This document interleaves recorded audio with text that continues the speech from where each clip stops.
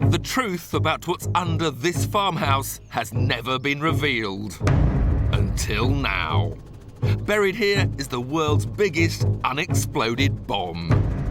If detonated, it would destroy the farm, the road, and anybody who happened to be nearby. Nobody knew the bomb was there, least of all the farmer, until researchers found old records proving exactly where the 25 tons of explosives are hidden. At the end of a tunnel, 70 feet below ground. Why it's there is an astonishing story, a legacy of man's attempt to create the ultimate explosion.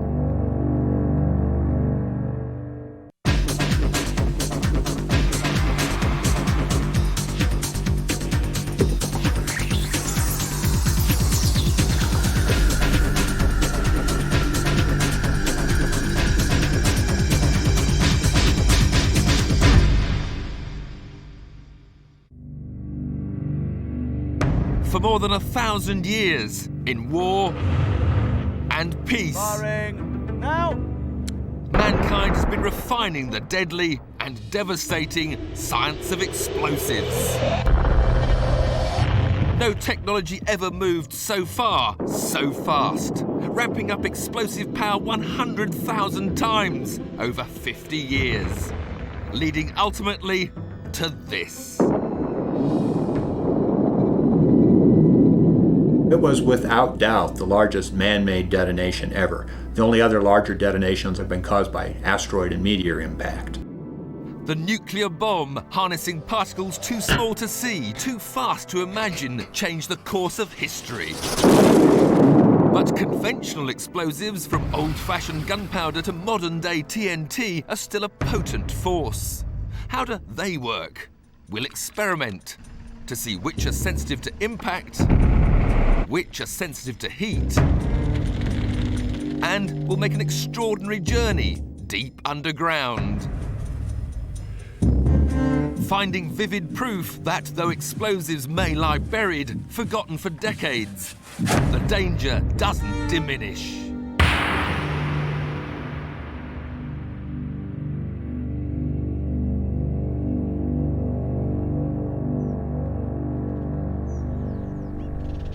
The small Belgian town of Messines has a violent history. It was here during the First World War that the awesome power of explosives was demonstrated for the first time. This is the evidence. These are giant craters now filled by rainwater left by a single, quite extraordinary act of war. 1 million pounds of explosives buried deep underground was detonated, killing 10,000 unsuspecting soldiers. It was the bloodiest 30 seconds in the whole history of armed combat. It was quite unique. There'd never been so much explosive in a small area before in history. The plan was born out of desperation. By 1916, World War I had reached stalemate, a killing contest waged from static positions. Messines was a key objective for the British because of one unique feature: the ridge which dominates the Belgian flatlands. The British, marked blue, were on the lower slope of Messines Ridge. They looked up at an enemy in an impregnable position. Thousands of young men had been slaughtered trying to capture the commanding heights. Was there nothing they could do to break through the German defences? 1 through 12, 13. The British were being pounded into defeat at Messines. Until one of the oldest of military stratagems promised a way out of their dilemma. You had trench lines that in many cases were very close together. And you have a situation that's closely akin to, in effect, siege operations. Explosives packed. It didn't take very long for the old-fashioned siege techniques of digging underneath and attacking them from below by trying to blow the enemy defences to take hold. Suddenly, a new kind of warrior began to appear on, or at least under, the Western Front. Their weapons weren't rifles, but picks and shovels. And though the idea was borrowed from ancient history, this plan would be on a scale so large it's hard to imagine. The British aimed to secretly dig a whole network of tunnels to where the German trenches lay. At the end of each tunnel, they would build a chamber. Into these chambers, they planned to pile huge quantities of a brand new, powerful explosive called ammonal. 40,000 sacks of it, each weighing 25 pounds, would be dragged into place. The plan would take a year to complete. But after that time, £1 million of explosives would be in position. The largest quantity ever in one place, directly below the German army, ready to erupt. The British commanders who devised the plan at Messines demanded the new explosive ammonal. Soon the first shipments began to arrive. Ammonal has special characteristics ideally suited to mine warfare. It has a powerful lifting effect. It's a slow burning explosive, and therefore it moves things rather than cuts into them with heat. Ammonal was designed for just this task, though the principle behind all chemical explosives is exactly the same. This is black powder, also known as gunpowder, the oldest known explosive, originally invented by the Chinese well over 1,000 years ago. And I'm laying it out here in a nice loose heap with no confinement whatsoever. The powder is just heaped in a pile with nothing to contain it. We need a way to set off the black powder. What I'm going to do is put this delay fuse into the charge, set fire to it, and it will give me time to walk to a safe distance before the charge goes off.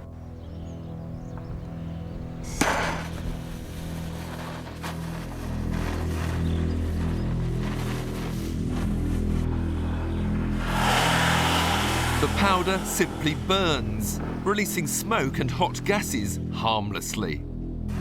Burning like this is called deflagration as opposed to detonation. What would happen if those gases couldn't escape? Here's the same amount of gunpowder in a cardboard tube.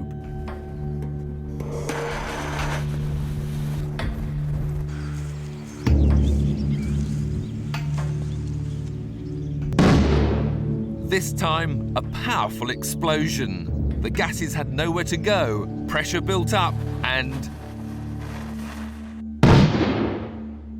the same would happen, but on a giant scale at Messines.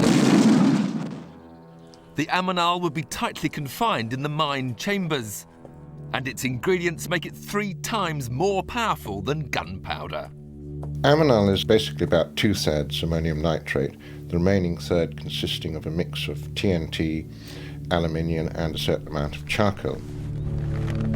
So, just how powerful is it?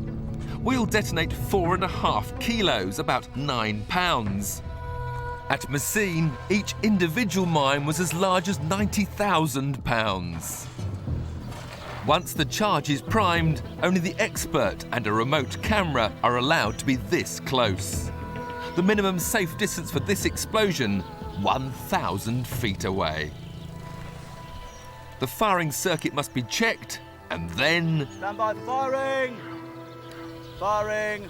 Now! Debris is thrown 100 feet into the air and takes a little while to come down. So how much damage will our own miniature mine have caused? This is the effect of just 4.5 kilos. The charges during the First World War were 10,000 times bigger than this. The British hoped that this, magnified thousands of times, would wipe out an entire German army. The British wanted to cause the biggest explosion the world has known up till that moment. Not just to blow the Germans into the air, but to cause an artificial earthquake, a psychological shock to the defenders. The British were counting on the element of surprise, but how could they keep such a vast undertaking secret? 50,000 men engaged in mining, and the logistic effort was enormous. So the timber needed, the explosives, the special equipment, etc. The existence of the tunnels was kept secret even from the British troops, in case they were captured and questioned. But the greatest security threat wasn't from German interrogators, but from the local geology. Deep down, the tunnellers were cutting through what's called blue clay, and tens of thousands of tons of it had to be brought up to the surface. Blue clay was very different from the brown surface soil. The German aerial observation went over every day, and they could see the places where actually the blue clay was concentrated. And then they know these are the places where they were digging. To protect the secret, every last shovelful of blue clay had to be loaded into sandbags, then carried away from the front line under cover of darkness. They would put it into shell holes, cover over the top with topsoil, or use it to fill up old dugouts that weren't needed. But they had to hide it. Finally, with the Germans very close to discovering the secret, the warren of mineshafts was complete. All the mines would be detonated at the same instant. Then the troops would charge forward to the top of Messines Ridge. Nothing was left to chance. Like 21st century battle commanders, British generals even ordered a full-scale model of Messines for the troops to study. They ordered 100,000 soldiers up to the front line and a massive artillery barrage to pound the German trenches right into the night before the attack. As dawn approached, firing cables were laid, detonators connected. Fix bayonets! Troops prepared to go over the top. The mines would be detonated at exactly 10 minutes past 3. All charges prime, sir. There you go. Just before 0 hour, the barrage ceased. In the deadly routine of the Western Front, the Germans thought they knew what was coming next. Troops rushed to their trenches, from dugouts where they'd been sheltering, to repel the expected infantry charge. This time, the pause was a trick. Their trenches were directly on top of the mines. As silence descended, the eerie calm seemed more terrifying than the cacophony of battle. As the last seconds ticked away, there rose a sound never heard before on the front line. A dawn chorus of birdsong.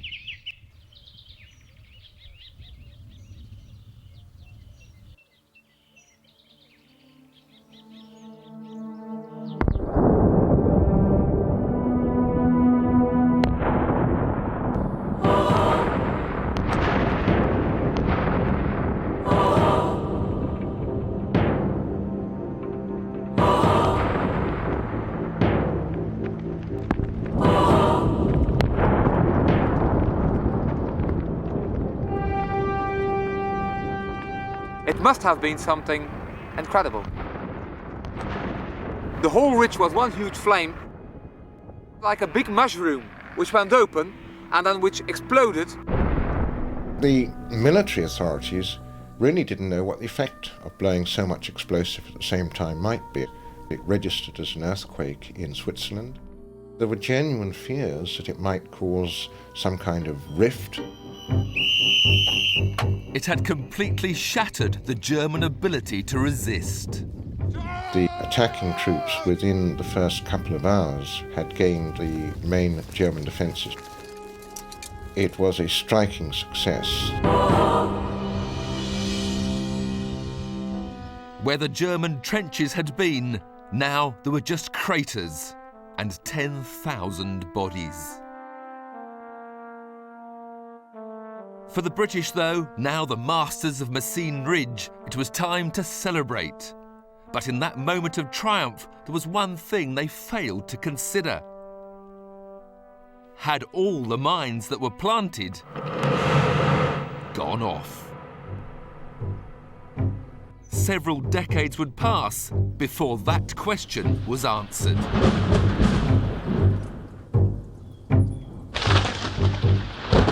It was a sultry summer's evening in 1955 when the storm finally broke over Messines village.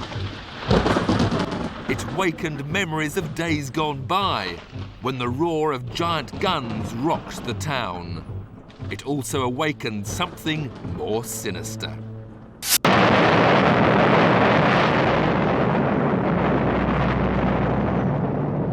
What could have caused an explosion on this scale? What had been a cornfield was now a massive hole, 60 feet deep, 200 feet wide. We're actually at the spot here where on the 17th of July 1955 one of the 4 forgotten mines of Messines have exploded. It caused a huge crater between here and these houses in the distance. For the whole village it must have been an enormous shock. The crater has since been filled, but it's easy to see how close it came to wiping out these houses. The lightning had struck one of these poles, which flashed the charge underground to the buried explosives. Amazingly, no one was hurt. Villagers thought this was a 1 in a million freak occurrence, but now experts have discovered long-forgotten battle plans. And there's bad news. There are 3 others. There's one behind us in the field, one in that direction, and one here in front of us. It was an immense crater in 1955. If the 3 others would come to a simultaneous explosion, I think it would be a real catastrophe here.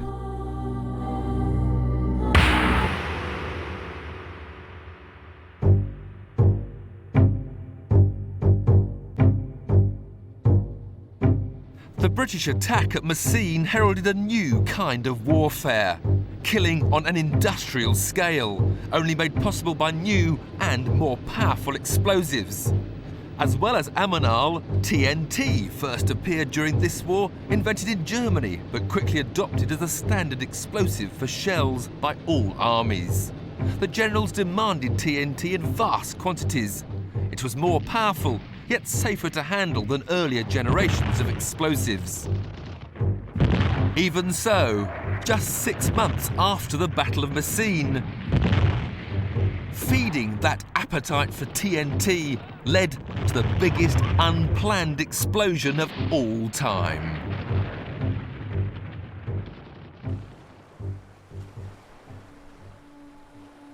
The sea in this part of the world is everything. For Halifax, Nova Scotia, a deep water harbour on Canada's eastern seaboard, ships are the city's livelihood. But one ship in particular nearly spelled the death of Halifax, proving that where there are explosives, danger is never far away.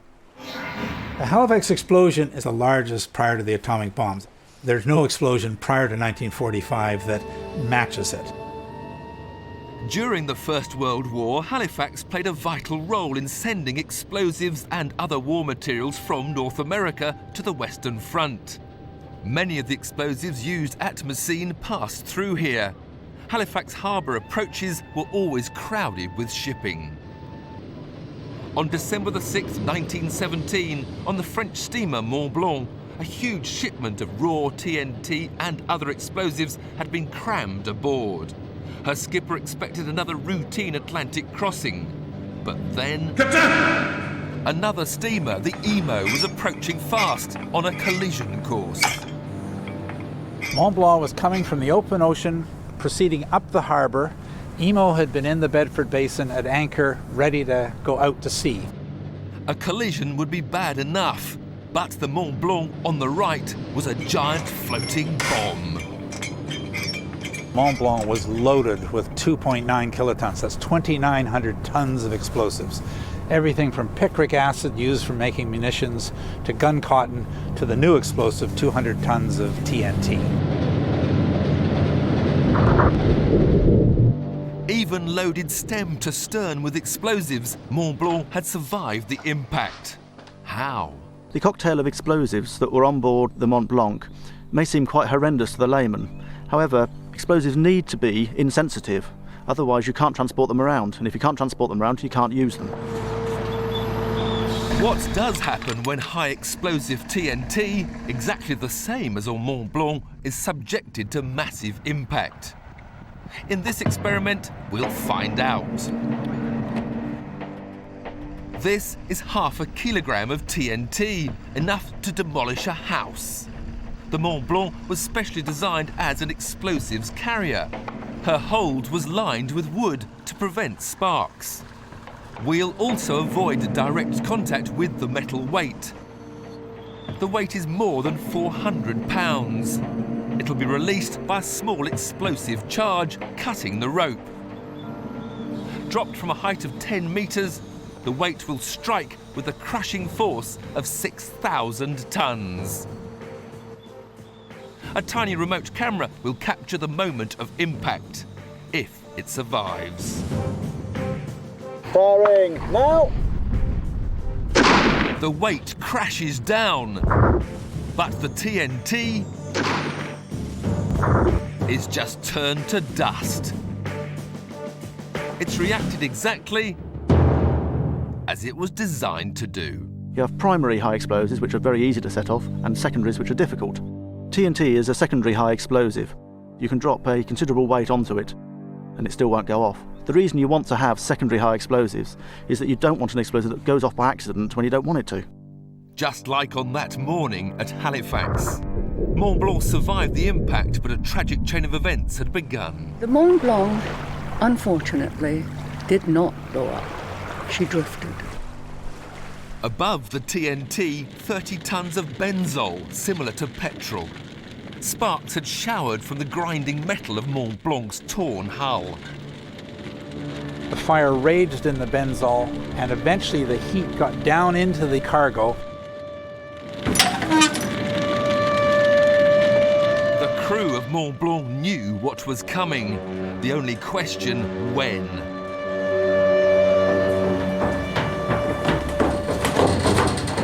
They raced to abandon the blazing ship, leaving her to drift across the harbour towards Halifax City. That 15-minute delay made it particularly tragic for the population in Halifax. You can imagine, with the ship burning in the harbour, everyone in Halifax lined the hill, stood there, stopped, and watched. The blazing vessel was drifting to precisely where she'd do the most damage. But with the fire on board now an inferno, why didn't she explode? Another experiment will provide the answer. We'll create a fierce blaze using kerosene as the fuel.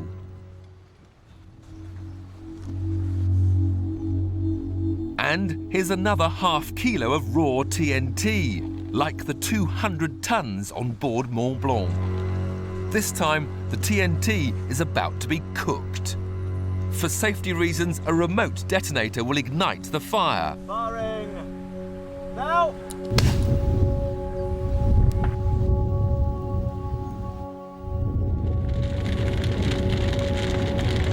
But will the heat of the fire set off the explosive?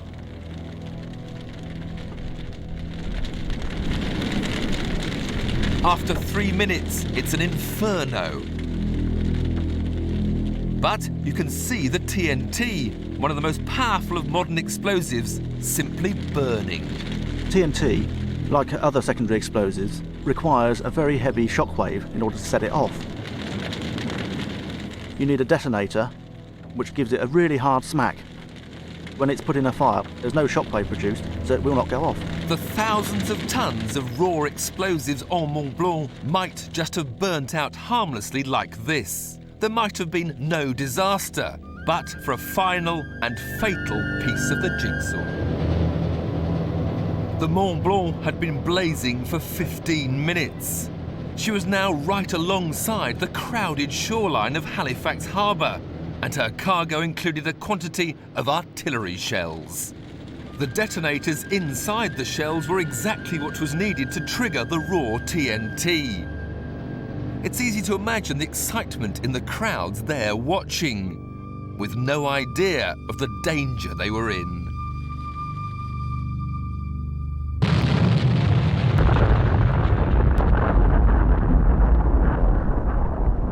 Only people that have experienced something like the Blitz can have any concept of how absolute the destruction was. That explosion wave swept up the hill and totally obliterated every house, every family that was there. The blast wave shattered the houses. And then there was also a tsunami or a tidal wave. Perhaps as many as 200 people were drowned, but we don't know what caused the death of many people. We just had too many bodies to do autopsies. The death toll, around 2,000, is still only an estimate. It was not possible to identify everyone. Some of the bodies were simply a bundle of incinerated bones. It wasn't even possible to know if it was one body or two. Some were left headless. One body was found 18 months later in the ruins of a building. The crew of Mont Blanc did survive. They'd rowed to shore and laid flat down in a belt of trees. But of their ship, nothing was left except this section of anchor weighing half a ton, thrown 2 miles south. And this heavy gun tossed 3 miles through the air in the other direction. They are a reminder of the astonishing forces unleashed that day. And the significance of this disaster wasn't lost on generals and scientists who, come the next war, pondered how to destroy whole cities. Not by accident, but by design. Halifax became a proving ground for some of the theories that were going to be used in designing that atomic bomb for Hiroshima and Nagasaki. In fact, when you look at those newsreel photos, there is a very eerie similarity between what Japan experienced and what we experienced.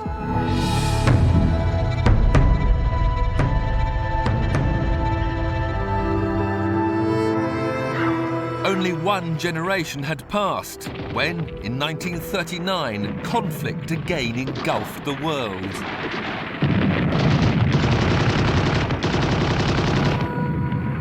As in every war, it was the fighting men who pulled the triggers, fired the shells, released the bombs. But as this war advanced, whole armies of scientists were recruited too. Their orders were to conquer the new realm of nuclear physics. German scientists realized the military potential of nuclear energy, triggering a race with the Allies to build the first atom bomb. As the fortunes of war swayed back and forth, the key battleground was in top-secret laboratories. What now sounds like elementary physics was a formula which could win the war. When a particle called a neutron strikes an atom of uranium, 2 more neutrons are released. Vast energies produced and then multiplied. In a time span almost too short to measure, there's a chain reaction.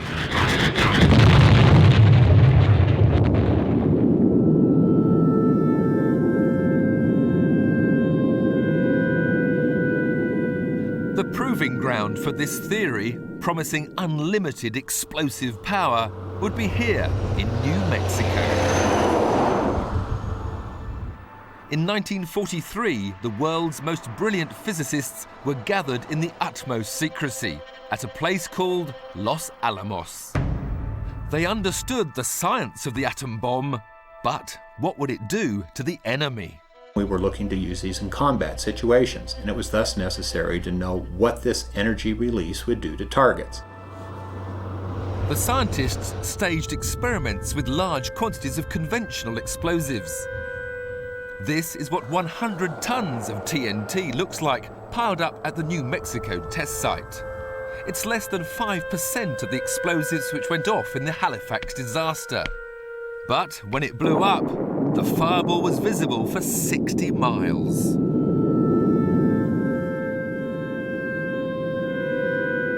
The chief scientist at Los Alamos was J. Robert Oppenheimer.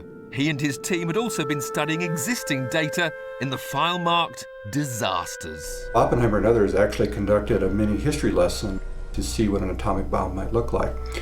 And the first very large detonation was, of course, the 1917 Halifax explosion. Why was this one so devastating? The scientists noticed something called the Mach stem effect. The Mach stem effect is basically the reflected shock wave coming off the ground and merging with the shock wave in the air for an enhanced, powerful blast wave. Because a ship is above the Earth's surface, an explosion shock wave shoots down as well as up. It's reflected and magnified. Scientists saw that this could make an atom bomb more devastating too. That ultimately led to the decision to have the bomb at Hiroshima and Nagasaki. Both those bombs were air blasts, i.e. above the ground, as opposed to a ground blast, and they therefore did more damage and caused more loss of life than if they'd been a ground blast. As scientists neared the day when they would test their theory, there was shocking confirmation of their predictions. Almost as if fate had ordered another experiment on a huge and tragic scale.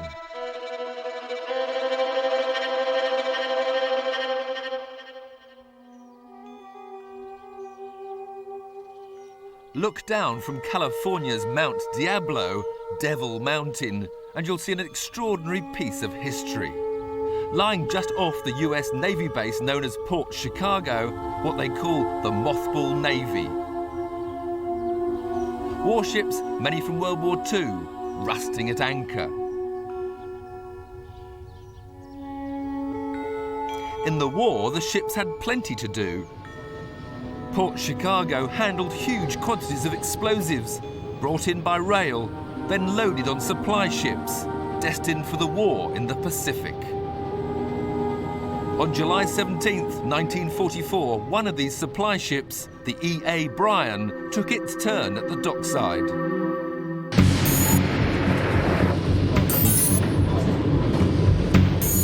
Loading the explosives was a punishing business. The dock workers, all of them black enlisted men, were under extreme pressure to make a rapid turnaround. That night, the E.A. Bryan was receiving cluster bombs, depth charges, and incendiary bombs. And it's interesting to note that the incendiary bombs were what we would call hot, that is, they were fused, ready to go into action, could be tripped at any moment. With 4,000 tons already aboard, 500 more on the dockside, and the men rushing to finish, something cataclysmic happened.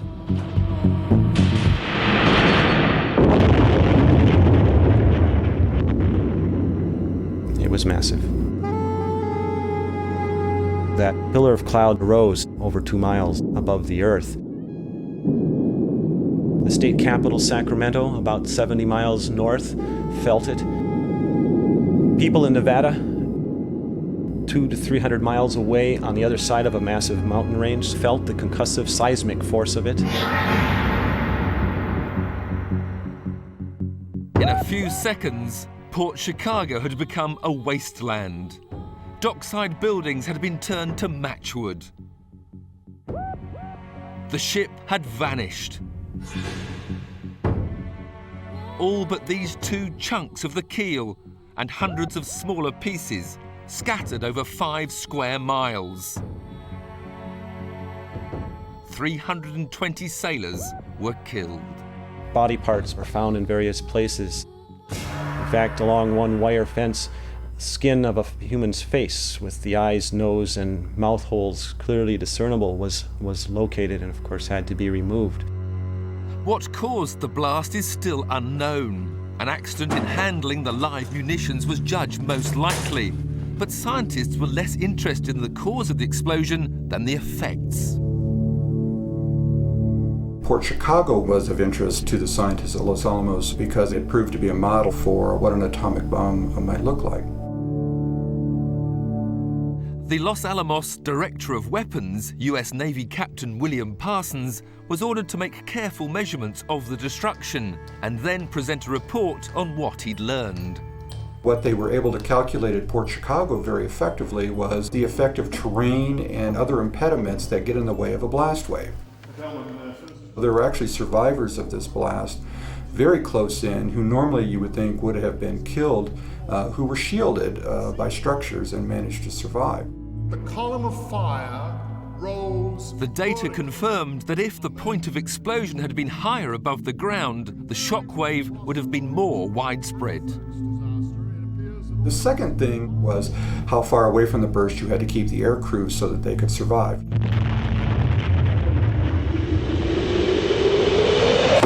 An aircraft flying overhead that night at 9,000 feet reports chunks of metal the sizes of small homes or garages flying past.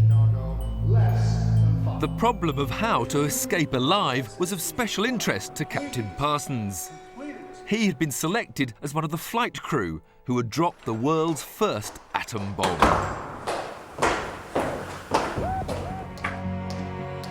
That day came on August the 6th, 1945. And the lessons learned from both Halifax and Port Chicago would be put into effect. The bomb was dropped from 30,000 feet, giving the crew time to escape. It had been set to detonate 2,000 feet above the ground to maximize its destructive power. In the explosion itself, and from the after effects, 140,000 people died. After a second bomb was exploded over the city of Nagasaki 3 days later, Japan finally surrendered. Now the world knew the awesome power of America's atom bomb. But before long, even this would be overshadowed by the ultimate explosion of all time. The order of magnitude is almost incomprehensible, but one way you can look at it is that the bomb dropped by the Soviets was on the order of 6,000 Hiroshimas, all in one shot. It was on this frozen desert island, in the most dangerous period of the Cold War, that the ultimate explosion took place. Novaya Zemlya in the Arctic Barents Sea is where the Russians demonstrated their nuclear might, testing bombs of ever-increasing power.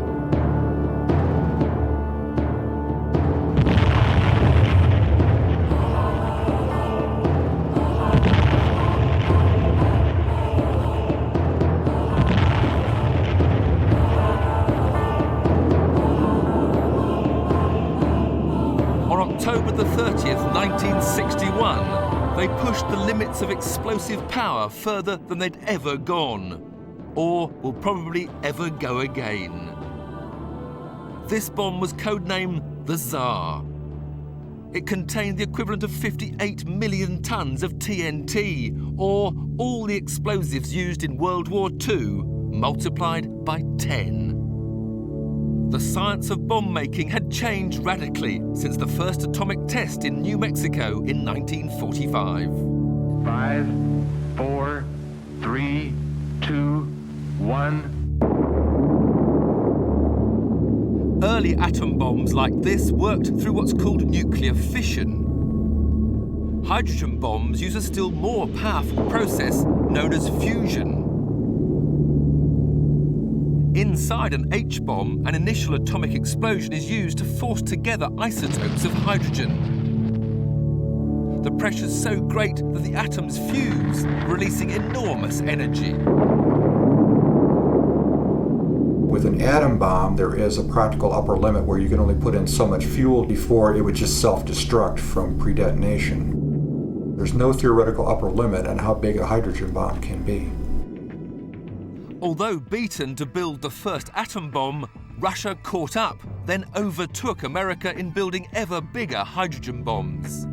The Tsar, the biggest bomb, the most powerful device mankind has ever constructed, was to be their masterpiece. And a political showpiece too. 6 camera crews were assigned to film this unique moment in history. The aircrew were hand-picked. They'd been warned their safety couldn't be guaranteed. They could avoid being blinded by the light, but being knocked out of the sky was quite possible. The exact moment of release was controlled from the ground. The bomb had been given a parachute to slow its descent and give the crew more time to escape.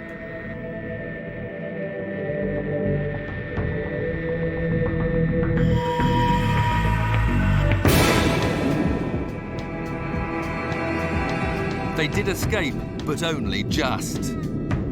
The plume rose right through the cloud layer and kept on rising. It flattened out when the cloud was 40 miles high. The blast wave was still large enough to be measured on its third passage round the world. Because the bomb was detonated 2 miles above the ground, there was very little radioactive fallout. But the earth directly below the burst was seared by the intense heat. Rock had been turned to ash. The bomb was 4 times bigger than anything America has ever exploded. Why something so large? The United States could develop very accurate missiles. The Soviets never mastered that technique very well, and to compensate for that, they really could level a very large area and take out their intended target without having to actually hit the target itself. Aimed at a target the size of London, here's what would happen. The blast wave would obliterate everything in a circle 30 miles wide. The fireball would be 110 miles across, incinerating everything in its path. A similar device aimed at Washington would cause equally widespread blast, fire, and radiation effects. The likely death toll in the tens of millions.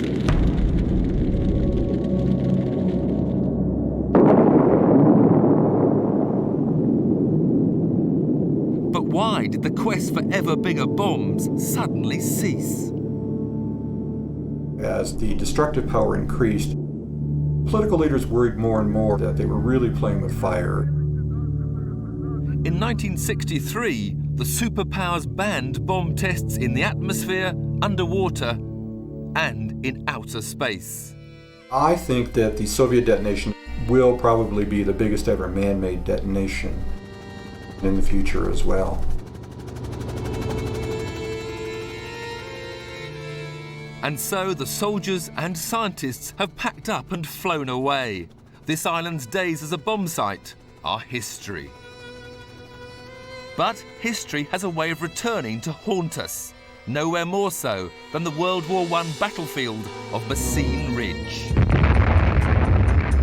The explosion of June the 7th, 1917, huge though it was, now pales in comparison to those of the following decades. But it's here that history won't release its grip, ensuring real and present danger. Just how many unexploded mines remained was one of the enduring mysteries from the First World War. Most history books said 2, but now those books will have to be revised. A careful study of old battle plans and war diaries has revealed 4, maybe more. And these are mines which are primed to explode. They could be touched off by nothing more than bad weather. A cluster of mines is in an area the British codenamed Birdcage. These weren't blown on the day of the attack because the front line had shifted after the mines were placed. Then, when the Germans attacked in that area in 1918, they were lost, or the positions were lost. Lost and entirely forgotten until one was struck by lightning in 1955, leaving the other 3 still armed and dangerous. They are in open fields, but of course people could be walking across those fields. The biggest mine of all is the most menacing. The 25 tons of explosives sitting underneath this farmhouse, known as Petit Douve. The mine's firing mechanism was damaged before the day of the attack, and it was abandoned. The Petit Douve mine was a big charge. In the event of it going off, the farmhouse would disappear. Whether they are aware of it, I've no idea, but I suspect not. But now they know the explosives are there, why don't they remove them? A journey deep underground will show how difficult that would be. Just across the French border at Vimy, the British also planted mines. though on a much smaller scale. Explosives experts, known as the Durand Group, who tracked down the lost mines of Messines, have been investigating underground here.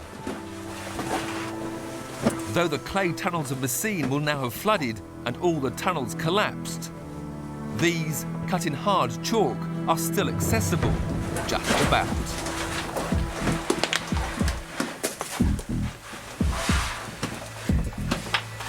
At the end of this tunnel, 25 minutes from the surface, lie 4,000 pounds of explosive. Exactly the same as at Messines. What you're looking at are bags of aminal. That's the explosives they used. These are rubberized bags, clipped at the top and relatively waterproof. By and large, the contents are still quite viable. As far as the Messines mines go, they'll be completely flooded. The flooding in the tunnels would actually help to preserve the mines. So the probability is that even to this day, most of the explosives that are left there are still in good condition. The flooding will have created an oxygen-free environment, preserving what's inside. The detonators might deteriorate, and what we don't know is whether, in fact, they might become more sensitive with time as opposed to less sensitive. And then if you had a lightning strike in the vicinity, static electricity could induce a current in the cable to fire the charge. To learn that your home is on top of the world's biggest unexploded bomb is news that's difficult to take in. For farmer Roger Mayer, whose family have been here for generations, there's not much he can do about it. I just asked the farmer what he thinks about the 50,000 pounds of aminal, which is still under the soil here. And he says, yeah, well, that you have to live with such a thing. In 1955, when the mine exploded, he has heard that here, and there was a big trickling of the earth, and that's quite a few kilometers away. Yeah. Maybe it's just that in this part of the world, you get used to living in the shadow of history. Reminders of war, and especially man striving for the ultimate explosion, are everywhere. This is where the German victims of Messines are buried. The plaques reveal how devastating the mines were, claiming 10,000 lives on June the 7th, 1917. Will the mines that lie buried stay silent? Now that, nobody can say.